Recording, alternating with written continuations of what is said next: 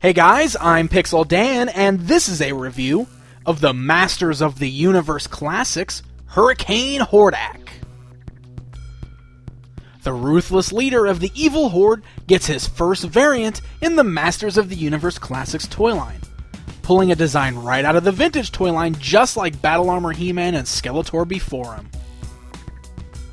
Hordak comes in the standard Masters Classics blister card packaging, complete with the Evil Horde sticker on the front.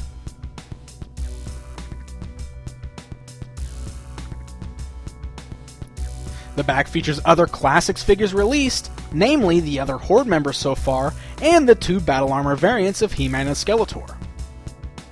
The bottom half features a brand new bio for Hordak.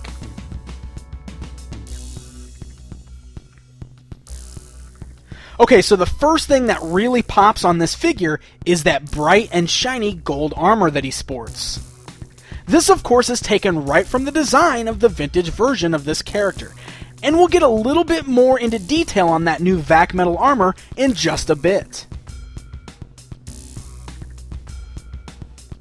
The other new piece that you'll notice on this Hordak is that his right hand is missing in favor of the arm cannon. It was common for Hordak to change one of his hands into a cannon weapon in the classic Filmation cartoon series. This particular figure also includes attachable weapons that I'm going to show you a little bit later. The rest of the figure is pretty much the same as what we saw on the Hordak before, with a few small changes.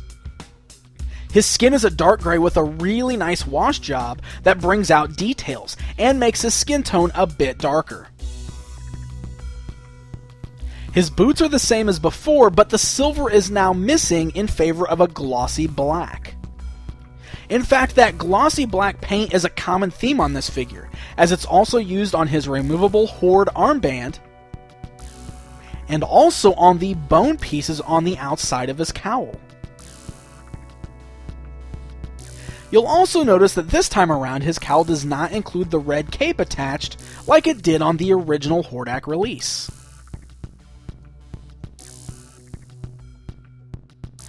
Alright, so let's take a closer look at Hurricane Hordak.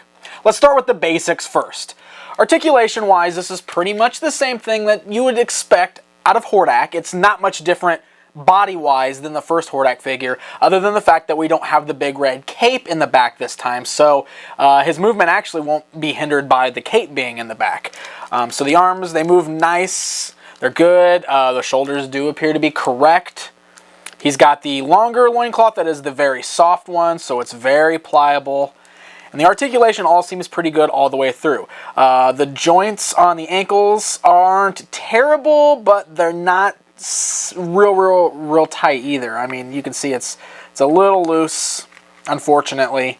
It's not as bad as I've seen them before, but it's not perfect either. So, but otherwise, I mean, it's pretty standard as far as your articulation goes. And it's just like the first Hordak 2, where the head is removable and it comes off of the cowl, so you can kind of take the cowl off if you want to, and then pop the head on without it. It works the exact same as the one before, just again without the red cape attached to the back of it. So, pretty cool stuff there. Alright, so we got the cannon, which I already showed off, and I did talk about how it does have some weapon attachments, and we'll look closely at the actual attachments in just a bit, but I did want to show you that the way it works is it's got the same type of a plug on it that we saw with Trapjaw and Roboto before. So if you're already familiar with those arm attachments, this actually works exactly the same way. You can see it just pops right into the arm cannon there. It's actually really solid, holds really good. It doesn't have a very, like, you can spin it, but it's still real tight, you know, it's not loose. So fits real nice and firm, pops off with ease, so it actually works very well. It's very functional. Alright, so here's the big thing that we want to talk about with Hurricane Hordak. His armor.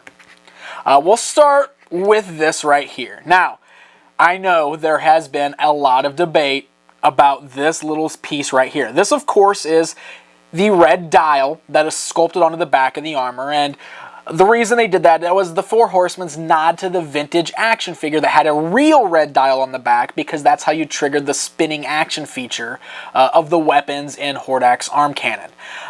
This is, you know, it's just a simple sculpt. It's molded onto the armor. Obviously, it doesn't really do anything. It's very akin to what we saw with Optic and Cyclone, because they both had the small dial sculpted on their backs. Optic had a little one across his back, and Cyclone had the little one on the back of his belt. Now, I know a lot of people kind of not really digging this one because it's so big and it really stands out. It just kind of looks like he's got a big dial on his back, and, you know, for no real reason. And I do want to say that I have to agree with most people that it does look a little out of place. I think it worked better with figures like Cyclone, because it was really small and red and it was just along the belt, but it blended in with the belt too because it was the same color. Same with Optic. He had the gold dial and it was a little bigger and it was on the middle of his back, but it blended in because the armor was gold and he had a bunch of other details and stuff going on back there. So this one, it's huge. It's bright red. It really stands out. Doesn't bother me too much. I mean, it's not the end of the world, and I do, you know, I'm displaying all my figures on a shelf against the wall anyway, so it's not like the red dial is just going to really bother me. But I will agree that it is a little out of place. Alright, so the other thing about this figure, he is the first figure in the Masters of the Universe Classics line to feature vac metal, which is this metallic gold finish that we have on his armor.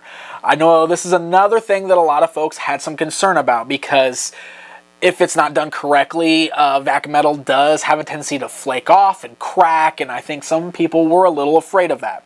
I will say this up front, I think it's very visually pleasing. I really like the look of the metallic gold, and honestly, I was very happy to find out that he was going to include the metallic gold. I think that's one of the things I really liked about the vintage figure, and I was kind of sad when characters like Hero came out and he didn't have the metallic armor, so I was happy to see Hordak have it. Now, is it done right, or is it done well enough so that we don't have to worry about any problems? Unfortunately, I don't think that's the case. So here's why. This is the few things I noticed while looking over it. First of all, it's not really that easy to see here, but the first thing I noticed right after taking him out of the package is he does have an imperfection right at the bottom of his armor. It's a hunk of plastic hanging where it already looks like the gold is starting to peel up a little bit, so that had me a little bit concerned. Now, this is where I was really kind of surprised. Now, the armor does come off, and as you can see, it kind of unsnaps pretty easy, and you can pull the head off to remove the armor. But this is what was a little strange, I thought.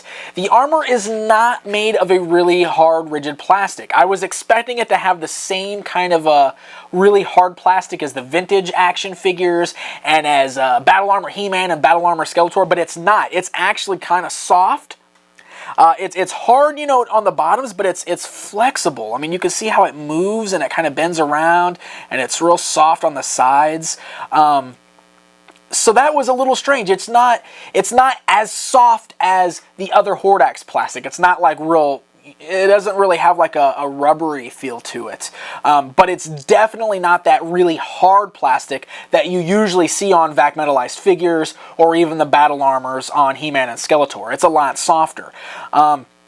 This, I'm a little worried, is going to pose some problems. First and foremost, up at the top where it's really bending around, there's no way you're going to hear this on video, but it does make a little cracking, creaking noise when I move it, where it kind of sounds like it is breaking, and it scares me a little bit even bending it like this, because this feels like it's going. If I bend it back all the way, it's probably just going to snap.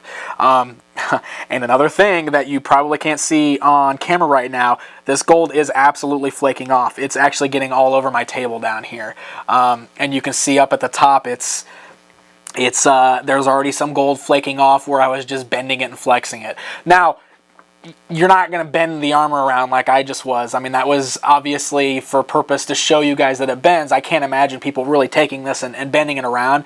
But there's your warning right there, guys. That is going to flake off. So I would be really careful about moving this armor around. Here's where else you got to be really careful. The little pegs, the tabs to hook it back on. The first time I took it off, I noticed I was having a real hard time getting it hooked back in. As you can see, it doesn't really clasp very well on this side over here. It doesn't like fit very well, and that's when I noticed it's because these little tabs are so flexible, they just bend and they move out of place so that you can't even get it to attach right.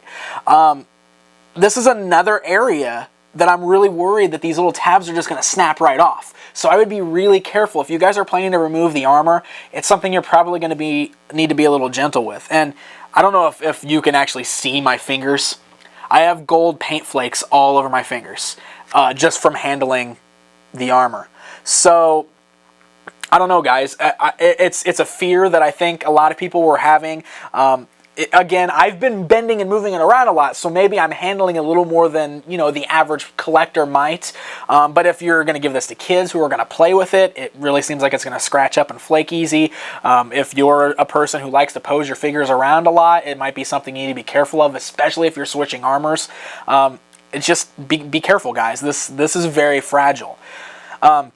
You can see real quick that also the body itself, the male buck, is made of this vac metallized plastic, and I was kind of surprised to see that. I wasn't expecting the actual body to be that way, and it does seem a little, it's more solid. I don't have any actual gold flaking on this, but one thing I did notice is that the neck is just painted black over the gold, and you can see it's all scratched up. Like there's just gold paint shining through because the black paint just scratched right off just from the head rubbing on it. That's not too big of a deal because the cowl and the head cover it completely. But this here seems a lot more solid than this here. So I don't know. It's kind of a gamble, I guess. I would just be really careful with it. I like the idea of vac metallized plastic because I really like the visual appeal of the metallic gold. I just kind of hope that this is something that Mattel can perfect if they're planning to use this on future figures.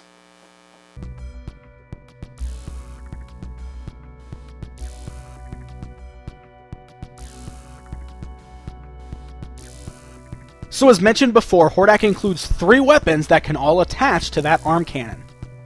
Each of the weapons are made of a very firm and solid plastic, which is really nice.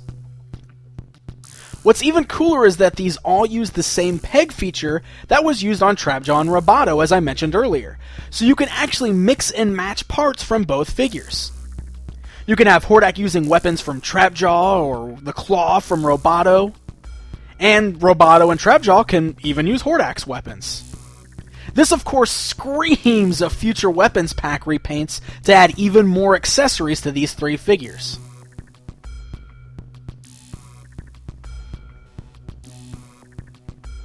Alright guys, it's comparison time. Here he is alongside the vintage Hurricane Hordak figure. Looking at the two side by side, I am glad that he's got that vac metal, because I think that's what I like so much about the vintage version. Oh, and there's that red dial comparison for you.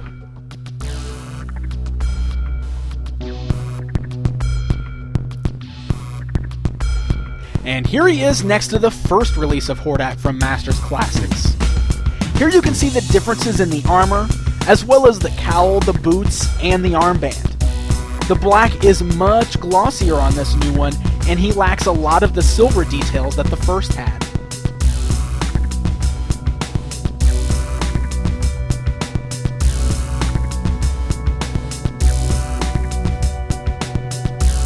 So in the end, I do have some pretty mixed feelings on this new Hordak.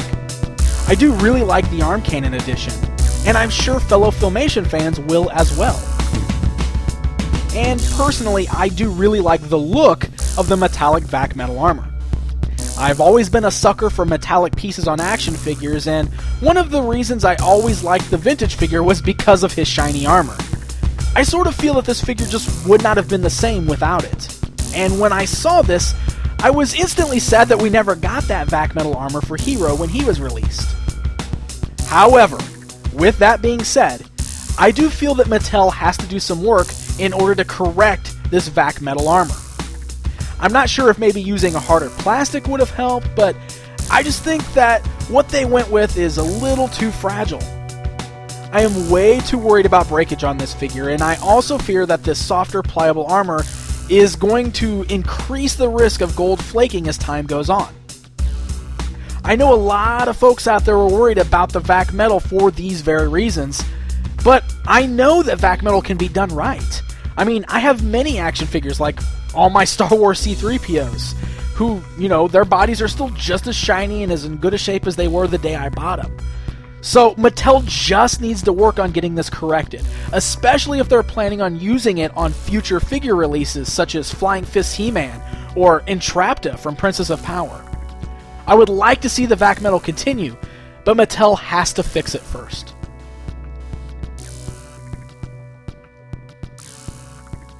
Hurricane Hordak was available for sale September 15, 2011, only on MattyCollector.com, and as part of the 2011 Club Eternia subscription. Until next time.